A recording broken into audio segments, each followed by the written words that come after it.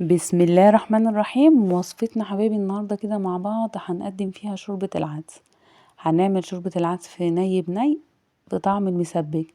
هنجمع ما بين الاتنين، هقولك هنعملها مع بعض ازاي ويطلع قوامها حلو معاكي كده، وهقولك على شوية تريكات تعمليها في العدس يطلع معاكي احلى عدس. عندي طاسة كبيرة كده على النار، هحط فيها معلقتين من الزيت مع مكعب من الزبدة، وممكن تستبدلي الزبدة والزيت بسمنة، وممكن تستخدمي زيت بس، اي مادة دهنية انتي بتحبيها وتفضليها. عندي بقى في الحجم المتوسط بصلة وجزرة وفصين من الثوم، ودي بطاطسياية وطماطمتين وكوباية من الرز، اسفة، من العدس الاصفر المغسول والمصفي. هنزل اول حاجة كده بفصين الثوم ومعاهم البصلة المتقطعة مكعبات او اي حاجة، لان احنا كل ده هينضرب في الخلاط في الاخر، وابدا ان انا اشوح فيهم بس كده. عايزه البصل بتاعي مع الثوم يا دوب اشم ريحته بس كده على نار تكون عاليه، لان انا مش عايزه اعمل تسبيكه، انا عايزه بس يكون ياخد تشويحه خفيفه بس كده من طعم الزبده والزيت اللي انا حطيتهم. وبعد كده انزل معايا بيه جزر المكعبات، واديله برضو تشويحه على النار. عندي بتكون نار عاليه، لان انا مش عايزه الخضار بتاعي ينزل اي ميه، زي ما وريتك كده النار عندي عاليه. وبعد كده انزل بالبطاطس بتاعتي واديها برضو تشويحة مع البصلة والثوم والجزر. طبعا كل مكون بنزله تقريبا بياخد اقل من دقيقة في التشويح. وبعد كده انزل بكوباية العدس اللي انا غسلها ومصفيها كويس جدا من المية، واديلهم برضو تقليبة على النار.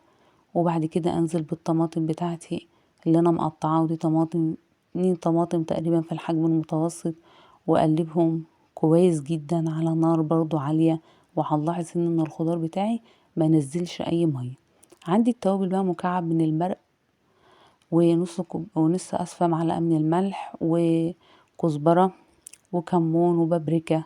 وطبعا مكعب المرق ده ممكن تستغني عنه، بس انا بحب اضيفه للعدس. هنا بقى المية، اضيف ميه تكون مغليه، ما اضيفش ميه من الحنفيه، لان ده بيفرق في الطعم كويس خالص. لو انتي ضفتي ميه مغليه بيديكي طعم احلى ما تستخدمي ميه من الحنفيه. وتاني تركه معايا ان انا بشيل الريم اللي موجود على الوش كده كل ما يطلع، لان الريم ده بيعمل لي انتفاخات في المعده، للناس اللي بتعاني من ان شوربه العدس بتعمل لها تقلصات في المعده. هشيل كل كميه الريم بتاعتي اللي تطلع على الوش، عشان كمان العدس بتاعي يكون صافي. فهنا الخضار بتاعي كان بدأ يخش لسه في سوا، فهديله كمان غلوتين على النار، وانا هنا مهديه النار خالص علشان العدس بتاعي يستوي على نار هاديه، بيديكي طعم احلى. هنا اطفي النار واسيبه لحد بقى ما يبرد تماما، لان انا هضربه في الخلاط مش بالهاند بلندر. وهقولك ليه، لان انا بحب العدس بتاعي اصفيه، عشان برضو لو في اي شوائب موجودة في العدس تطلع معاكي لو تضربي في الخلاط. وممكن بالهاند بلندر وتصفيه برضو، بس بالخلاط بيكون اسهل. فانا هضيف بقى كل كمية العدس وازودها شوية مية كده عشان يمشي معايا بس الخلاط. ما تنسيش بقى لو انت لسه بتشوفيني لاول مرة، اشتركي معايا في القناة وفعلي زر الجرس على كلمة الاشتراك اللي باللون الاحمر، عشان كل ما انزل فيديو جديد يوصلك بيه اشعار.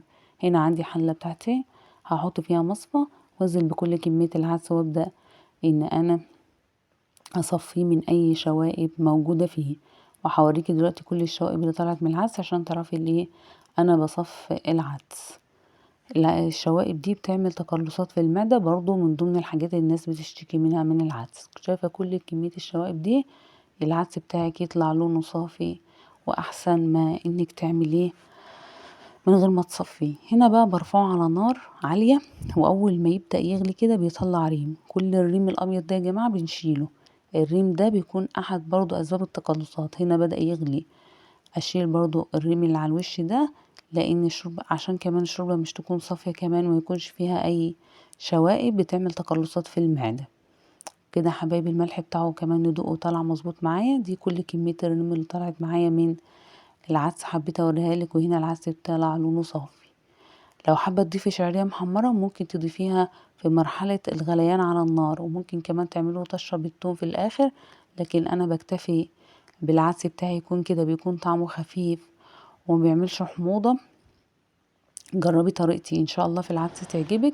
ونقدمه مع شوية عيش محمصينهم في معلقة من السمنة البلدي كده، بيديكي طعم حلو وجميل. هنا خلاص انا كنت محمصة عندي عيش في معلقتين من السمنة البلدي، هحط منه شوية على الوش كده، واللي حابب يزود مع مخلل اللفت في الشتا احلى وصفة عدس ممكن تعمليها. وبكده حبايبي يكون الفيديو بتاعنا خلص. اتمنى ان انا اكون قدرت اقدم لك معلومة مفيدة وسهلة وسريعة. ما تنسونيش باللايك والشير. مع السلامة.